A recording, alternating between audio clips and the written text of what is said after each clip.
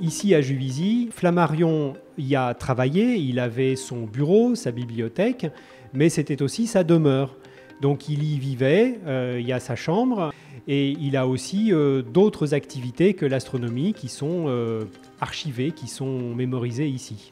Flammarion, on lui prête la découverte d'un objet Messier, c'est une famille de nébuleuses, un certain M104. Mais ça, c'est le côté anecdotique, c'est pas sa plus grande contribution.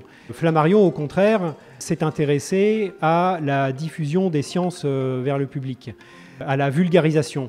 Mais pas au sens de la simplification, au sens plus noble de la démocratisation des sciences. Raconter les sciences, l'astronomie en particulier et les sciences en général, à travers ses livres, vers le public. Parce que les astronomes de l'époque, notamment, étaient dans leur tour d'ivoire et dédaignaient communiquer vers le public. Donc c'est en ce sens que Flammarion a innové et a proposé un nouveau modèle de communication. Et aujourd'hui, les astronomes modernes, au contraire, ont une mission de communication vers le public.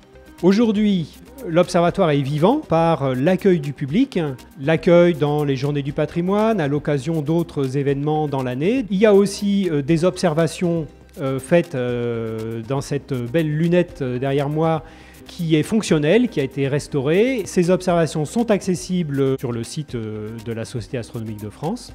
Et nous avons aussi des activités vraiment scientifiques, par exemple à travers l'étude de plaques photographiques qui étaient faites au siècle dernier.